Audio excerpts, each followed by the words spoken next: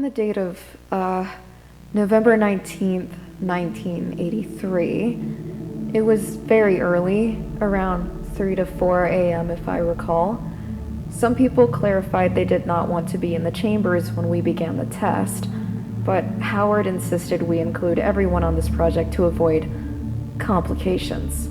So we went ahead and ran the, how do you say, the doorway, as many call it, but objectively speaking, we refer to it as subliminal matter entry port, but even that term for the said doorway is incorrect, as it's not an actual door, more a creation that can transit materials and so on. But I'll go further into details in a minute.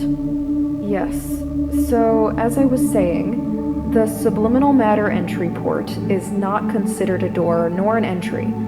It is more of an exit from this plane into another.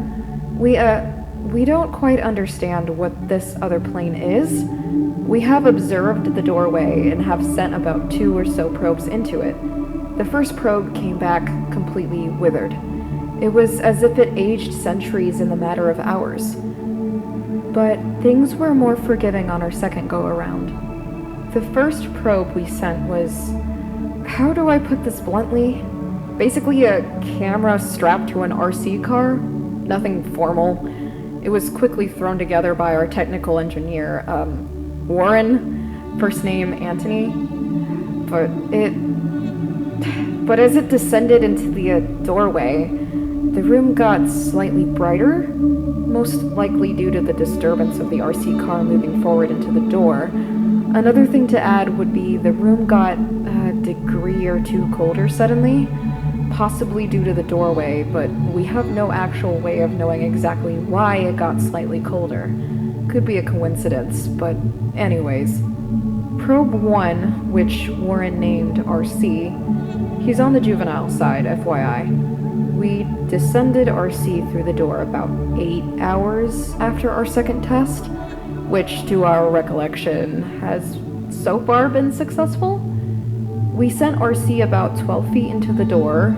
We have no definitive way of knowing the probe made it anywhere. For all we know, it could have struck a wall or gotten stuck, but upon RC's return, the entire probe had withered. Rust covered the axles of the RC as well as the camera. There was a type of fungi plastered to the edge, as if it were trying to consume the plastic and metal. The fungi, after being run through numerous tests, came back to relate most to, Penicillium simplicicium? Basically a species of mold with the Penicillium genus that can break down plastics, polymers, synthetic dyes, and natural or synthetic rubbers. We usually don't see this level of degradation here. We usually see fungi dissolve microplastics. But what we've observed seems to be a rapid degradation for this type of fungi. It's as if the process has not only strengthened, but also accelerated at a rapid rate. More on that note is that a typical ounce of the Penicillium simplicicium, if I'm saying that correct, weighs roughly about 28.35 to 30 grams.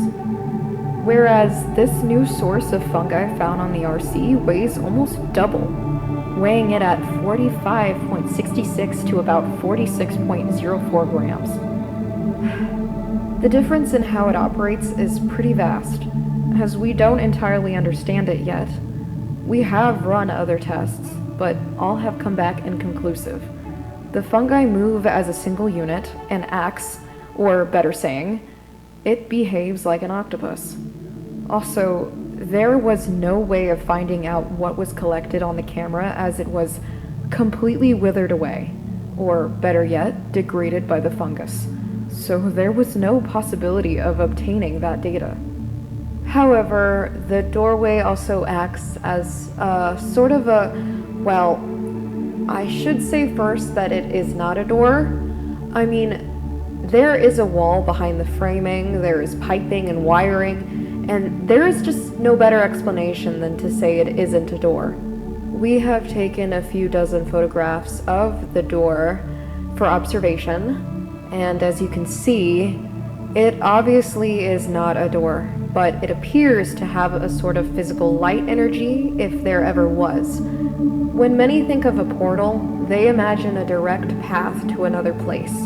But I'll just say subdoor acts more as a physical state of matter that transports certain objects. A somewhat good example would be if Jello could radiate heat and light. Though, through footage taken by my colleagues, which I did not bring with me today, the subdoor distorts and moves slightly. It pulses and even at times electrifies the concrete floor in front of it. So right now, our leading theory is that the second test created a new form of matter, where the physical part of said matter is able to capture and obtain light, while also projecting the light. Nonetheless, it's extremely unlikely any form of matter that we know of. Warren came up with the term submatter, and so that's what my colleagues and even some of the higher-ups refer to it as. But after observations on the so-called submatter and testing the fungi, we sent one more probe into the doorway, which actually came back in the same condition as it had went in. We used Warren's idea of the RC car and sent in a probe with a reinforced camera protected by plastic with a metal interior that can't be seen unless you take it apart. The probe can be dismantled into 3 parts. The first layer is made of plastic with a light coating to protect it from heat damage, and the second inner layer is made of a metal titanium alloy that wraps around the RC. And the third layer is made of a thick black rubber to protect the inner workings from any electrical phenomena. Upon sending it through the doorway, we sent it in about the same distance as our first probe, which we refer to as RC1. The second being RC2, of course. And I'll say again, if I haven't already, we sent both probes about 12 feet straight from the frame of the subdoor. We let RC2 sit for about 2/3 of the time of RC1, and upon its return, its shape and exterior were practically in perfect condition. The camera used for data was a standard VHS tape camera. We had some issues enhancing the footage as the film had been radiated slightly and deteriorated, but overall, we obtained something none of us expected.